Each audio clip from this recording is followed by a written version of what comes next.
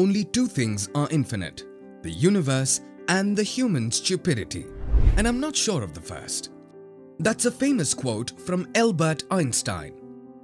But before we get into scientific aspects, let's understand how we generalize the phenomenon called universe. In simple words, the universe is all of space and time, and their contents such as planets, stars, galaxies, and all other forms of matter and energy. Does this mean that whatever we see or perceive is part of the universe? Or is there any existence that is outside the universe too? Does the space contain something, or is it empty? What about the time function?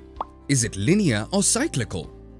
And what about the terms cosmos, creation, nature, and the whole? Are they the same as universe?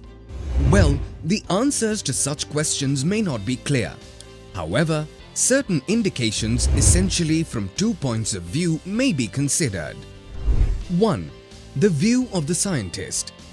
A scientist typically looks at the universe that is perceivable through human mind and sense organs. He tries to explain the origin of the universe that basically took place about 13 billion years ago with a Big Bang and is continuously expanding ever since. As per science, the observable universe is about 10 billion light years in diameter. And while the spatial size of the entire universe is still unknown, the scientists believe that it is possible to measure the observable universe.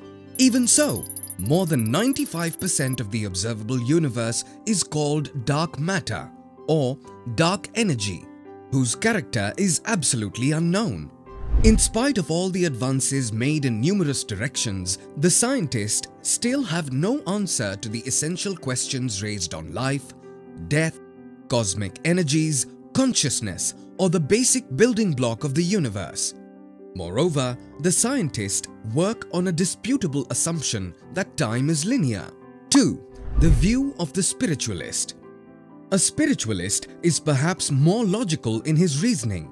According to him, we as humans are a tiny part of the entire universe, or the whole.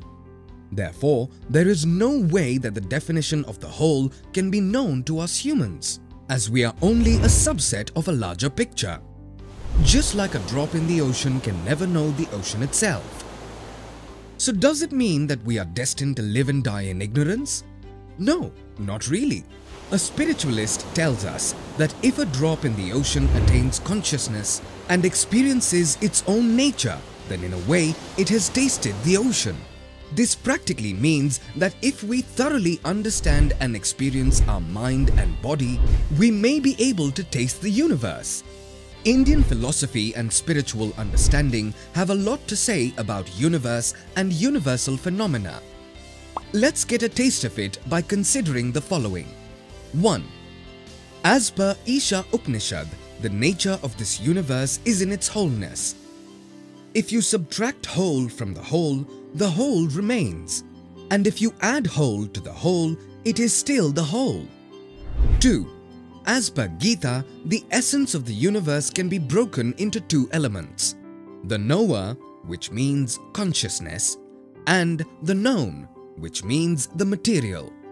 The Indian wisdom also says that time is cyclical, and over a long period, everything becomes as cyclical as the earth, which revolves around the sun. Now, if we apply this explanation to scientific terminology, we may infer that dark energy, or say absence, the number 0 of binary language, or the perceiver, and consciousness may represent the knower, whereas matter, presence, the number 1, or the perceived, and material may have equivalence with the known. All this sounds really fascinating. So, do we still believe that ignorance is bliss? Well, that is truly up to us.